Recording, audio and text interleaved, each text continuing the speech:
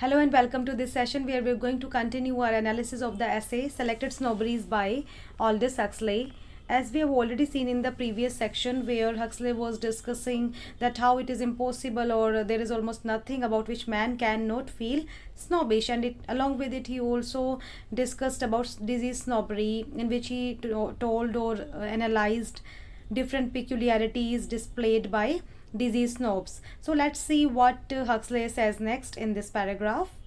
Disease snobbery is only out of a great multitude of snobberies, of which now some, now others, take pride of place in general esteem.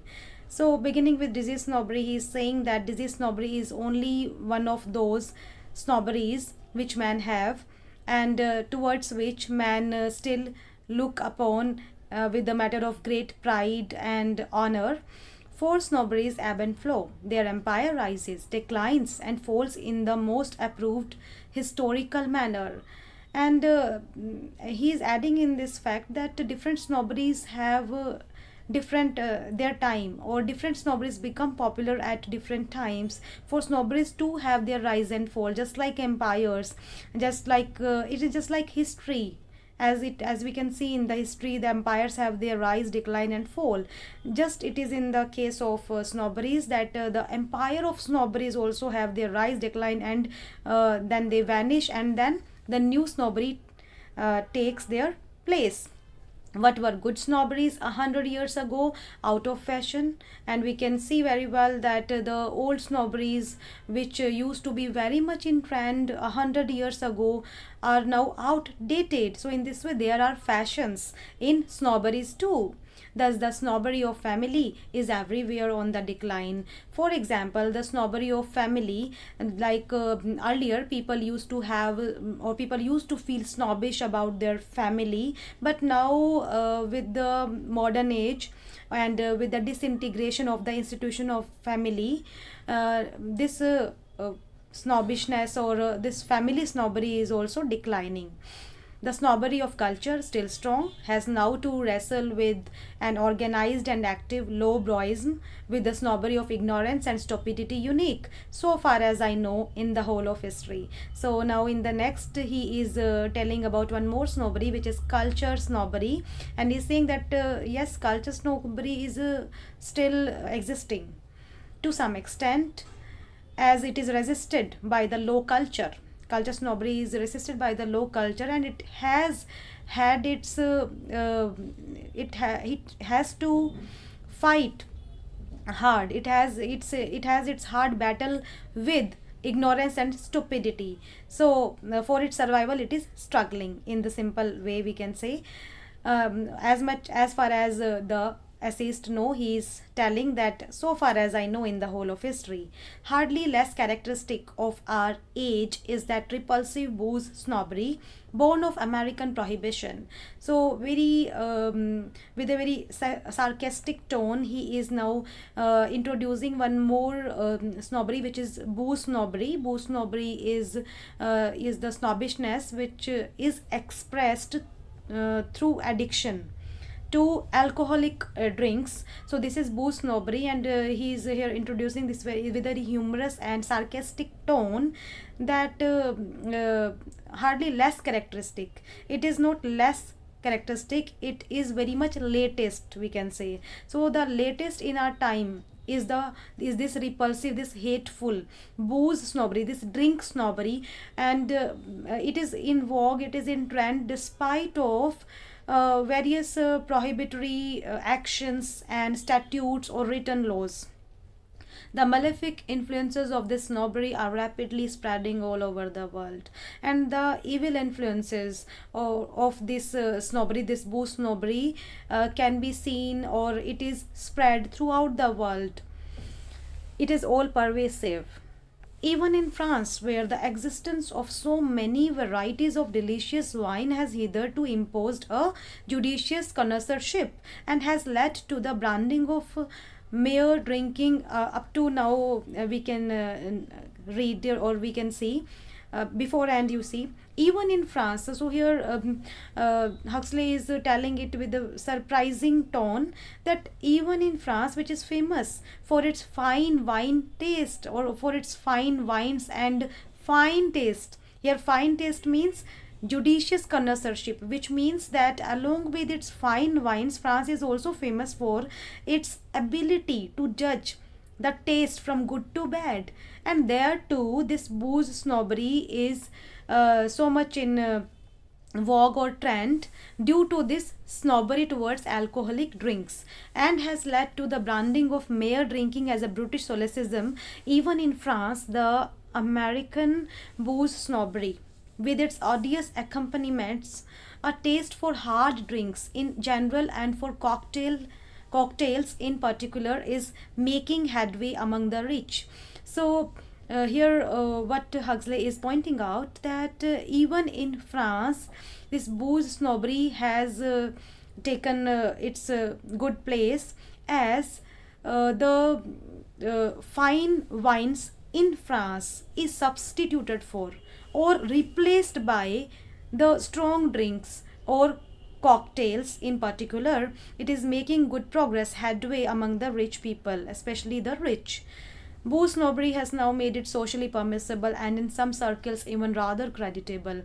So booze snobbery has this snobbery, this snobbishness in people to express or themselves addicted of alcoholic drinks. This booze snobbery has made its good place, so much so that it has become now socially permissible and in some circles even rather creditable. In some circles it has become a matter of honor, pride, or respect for well brought up men, and this is a novelty, well brought up women of all ages from 15 to 70, to be seen drunk, if not in public, at least in the very much tempered privacy of a party. So for it has become a matter of pride for well brought up, for cultured and educated men and women of all the ages from 15 to 70, when they are found or they are seen in a heavily drunken state by others. It is a matter of pride for them. This is the booze snobbery, if not in public, at least in, and it is so it has become quite popular, even if not in public, then at least then it is very much we can say in the moderate privacy of a party, in the private parties. Next paragraph, modernity snobbery, though not exclusive to our age. So after speaking about disease snobbery, booze snobbery, now Huxley is beginning his analysis on modernity snobbery. Modernity snobbery, though not exclusive to our age, has come to assume an unprecedented importance. So modernity snobbery is such snobbery which has never been outdated, or which has always been in trend. It is never exclusive to our age. It has come, but it has also assumed an much importance in this time, in our time, in this modern industrialized time. And the reason behind this unusual importance to this modernity snobbery is, the reasons for this are simple and of a strictly economic in character, and the reasons are purely economic in character. Thanks to modern machinery, production is outrunning consumption. So here in order to substantiate his point that how can modernity snobbery is purely economic in its nature, he is establishing a relation between the production and the consumption, and the, or we can say between the industrialized or modern industrialized production, modern industry production, and modern snobs or modernity snobbery. There is a relation between modernity snobbery and the industrialized production. How? To understand it, we need to understand what a modern snob is. Modern snob is the one who hunts, or what he hunts or what he seeks, who hunts for latest trends, or as he finds the latest trend or any trendy thing, he buys that, and throws away the old ones. This is the modern snob. who is crazy for the latest trends, latest things. And this tendency of modernist, we can say modern snobs or modernity snobs, this the advantage of this tendency is taken by the industrialized or business or producers of the goods. What they do, they produce more and more so that they can sell more, and they produce they release the new trends very rapidly. So and their pace, their speed of releasing new latest trends is so rapid that production is outrunning consumption. That production is so much so that consumption, that the thing which has not have its optimum consumption, that the consumers have not consumed it properly before it the latest trend is in market. And who will buy them, who will buy that latest trends, because the thing is already available or already with the consumer. Modernist now will buy them because he is always in the hunt of latest trends. So it doesn't matter that the thing which he has is not consumed properly or not, he will go for the latest trend. So thanks to modern machinery, production is outrunning consumption. Organized waste among consumers is the first condition of our industrial prosperity. So industry thrive, industry prosper on the large scale wastage, because this wastage, when things are not consumed properly, and the next new things or new goods are being bought, then an organized large scale waste is there. But organized waste is the foundation of industrial prosperity, because industries thrive when they encourage their buyers to buy more and more, by producing more and more things, by releasing the new fresh trends. It doesn't matter that the old one trend, when it came and the consumers have consumed it or not, it doesn't matter to them. So the sooner a consumer throws away the object he has bought and buys another, the better for the producer. As it is better for the producer because his things will be sold, because they also know that as soon as the people change their things, as rapidly they change their products or their goods, it is it is good for them, for the producers. At the same time, of course, the producer must do his bit by producing nothing but the most perishable articles. And at the same time, producer, because what producer will do, what industries will do, industrialist, it is a strategy of industrialists that they try to, or they always produce such things which are perishable, which don't go for long time, or which are not much durable. Then only consumers will purchase new things. So in his while sarcastically commenting upon industries and their production and modernity snobs and modernity snobbery, here Huxley is quoting the words of this great American contractor who once said, "The man who builds a skyscraper to last for more than 40 years is a traitor to the building trade." So this is the durability. So but this is the deliberately they build, or they produce perishable things. Skyscraper is a high building, and they don't it should not last for more than 40 years, otherwise building trade will not be successful. The words are those of a great American contractor. Substitutes are always available: motor car, boots, suit of clothes, etc. for skyscraper, and 1 year, 3 months, 6 months, and so on for 40 years. And you have the gospel or principle of any leader of any modern industry. The modernity snob, it is obvious, is this industrialist best friend. In this way, it is very clear that modernity snob is the one who is industrialist best friend. For modernity snobs naturally tend to throw away their old possessions and buy new ones at a greater rate rapidly than those who are not modernity snobs. So what is their motto?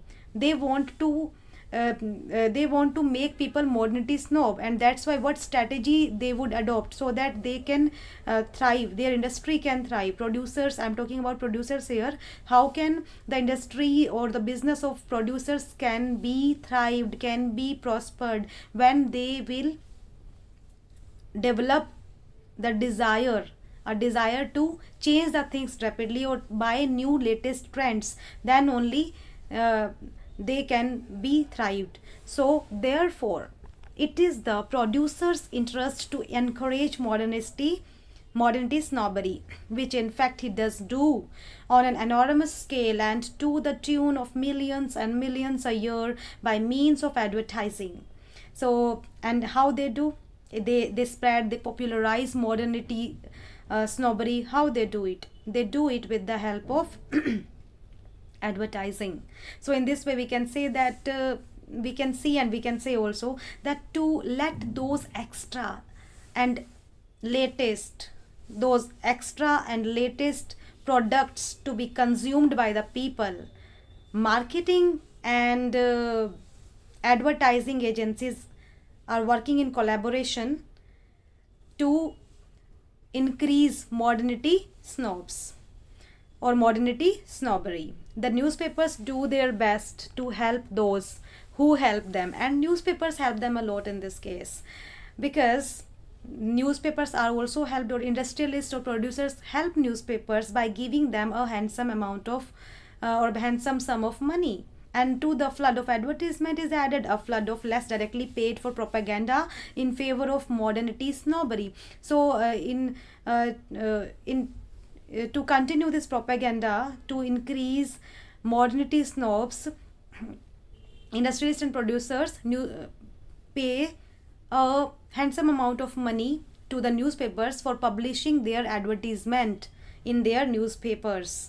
The public is taught that up-to-datedness is one of the first duties of man, and through these advertisements what is repeatedly taught to the people, that up-to-datedness is one of the first or one of the virtues. It is one of the virtues. Docile, it accepts the reiterated suggestion, and when this similar thing or similar idea is repeated again and again, then and it is repeated to what extent? It is repeated until the one or the man accepts this suggestion and become modernity snob. So we all are, or we are all modernity snobs now, and that's why we all are modernity snobs, because we are in the influence of this marketing and advertising agencies, and which is repeatedly thrown upon us through one or the other way. So up to this point we can very well sense that how increasingly Huxley's tone is becoming sarcastic and humorously aggressive too in his criticism and analysis of different kinds of snobberies. I stop at this point today. We'll continue this lecture or this essay in the subsequent lecture. Thank you for your attention.